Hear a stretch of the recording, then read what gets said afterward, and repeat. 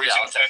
All right, cool. I agree with you, Chad, right? We're not going to get answers because it is an intelligence agency thing, right? But to just bend over and accept these answers and accept this situation we're being presented with is setting a standard that I'm not willing to live with, right? I'm not going to live with everything else that we've been demanding for them just to come out and be like, oh, sorry, case closed. Don't ask any more questions. No, sir. We lived through the last 4 years, the last 8 years, where I slapped myself because I didn't ask questions, where I didn't push hard enough. So you know what? I'm not going to sit up here when we know for sure this is bullshit. We know there is a list. We know what Jeffrey Epstein was doing, and we are being treated like we're idiots. Especially.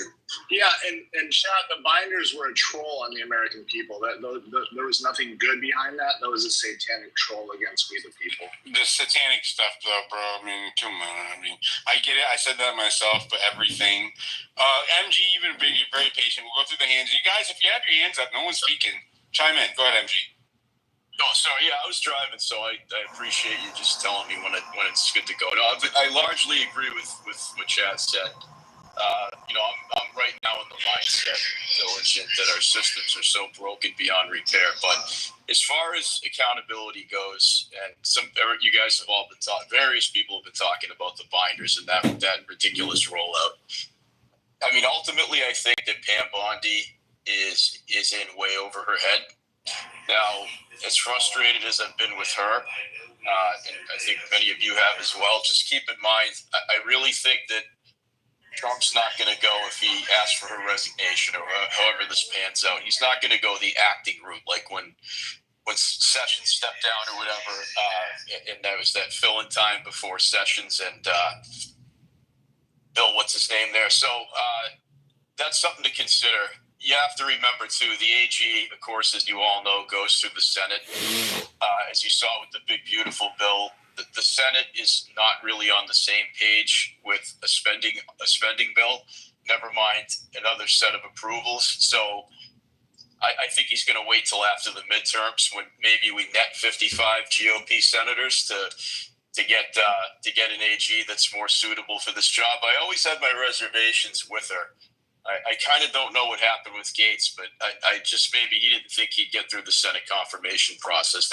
That's a big part of it. Like, I was all thinking in the first administration, Rudy Giuliani for AG or somebody like that, some hard charger in theory, but it's about getting him approved in the Senate. I mean, there's a reason why Sessions got through.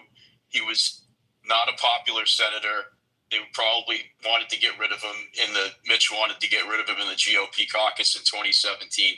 There were a lot of reasons behind it. And he was ineffective as well, as we all know, sadly.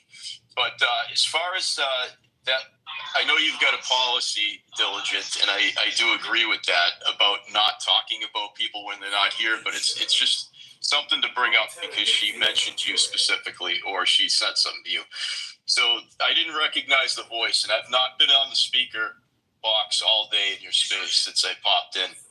But that Kaylin from Texas lady, because I didn't recognize her voice, I clicked on the profile. I'm blocked. Never had any interaction. She has a lot of people blocked, I'm seeing in the comments. Okay, all right. Okay, so because she said she was sending you some thread on a personal testimony of hers. I know you're a discerning guy, but this is the problem. When we're really frustrated, lots of people are seeking clout or attention on this. We have to be careful. Yes. So I mean, you're going to go. And I'm not saying she is, but it is something that we need to be aware of. Right. And I'll just end it with this: you're going to go into other poorly, spaces that are poorly moderated, unlike this one on this subject at some point. And everybody's got a story to tell, and everybody's got a connection. 6 degrees of separation, so just be mindful of that. As much as we're upset.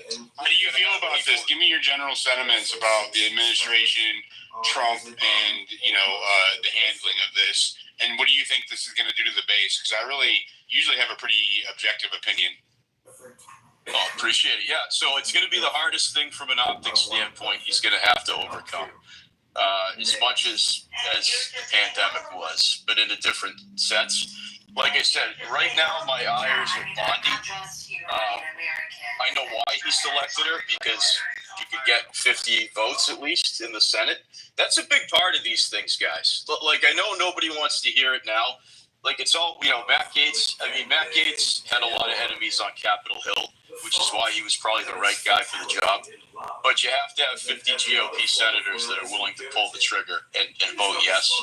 So, at least, or 51. So, it's great. It's like fantasy football. We want all these people in. We want Robert Malone as HHS secretary, whatever. But anyway, my overall take is Diligent is that Bondi is not up for this at all, and I really blame her. That binder rollout was ridiculous. I haven't met a single person on here or in real life that follows it that thinks that was a good idea. I don't even know what the purpose of that was, what the objective of it was. So she's not ready to be in this role, and guys, make no mistake, it's the number one lawmaker in the country. As everybody reports to her, DEA. ATF, the buck stops with her. I'm not ready to throw it at the president's feet because, there's a reason why she's tasked and was given the awesome responsibility of AG, knowing full well that this would be part of the job description, and she wasn't up to it. I mean, she might be doing great with the deportations and fighting the injunctions. That's probably a reason why she's going to kick around longer than we want, because she's, think about the relationship that Trump had with Rod Rosenstein in the first term and Session being ineffectual. So as much as this sucks to hear, I unless he's really upset about this, which he might be and we don't know, and he asks for her resignation and she tenders it, I don't foresee her going just yet. It didn't sound like it from his tweet. He put out a tweet and said that, Cash and Dan and the FBI were going to get back to basics and go after criminals, which kind of made it sound like his participation and interest in involving them in the Epstein case is done. It kind of sounded like he was validating the notion. So that means that this goes all the way up to the top and is being signed off by Donald Trump. That's what that means. Well, Diligent, I don't know how you can't honestly say it doesn't go all the way to the top in some way or another, but I actually read that tweet a little different. I think it leaves open to the concept that because he didn't say anything about Pam Bondi, right? He said, I'm putting Cash and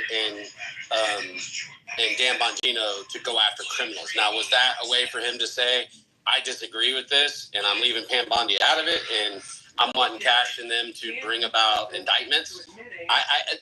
We don't ever know, but I would agree that I can't lay this directly at Pam Bondi's feet, on Bongino's feet, or Cash's feet without the president, because the press secretary walked up there and very flippantly said, that's all, folks, and she speaks for the president. So I have a real problem with where this thing lies. I'm not, again, I'm a Trump guy, and that's where I'm hurt the most here, is that I don't see that fierce machine that has got in front of very small people that were unjustly taken, put in prison, and this seems to be we're done and move on. It doesn't pass the smell test, I guess, is the only way I can really put it. So I want to jump in with something that is a very unpopular take, and sometimes I don't mind doing that.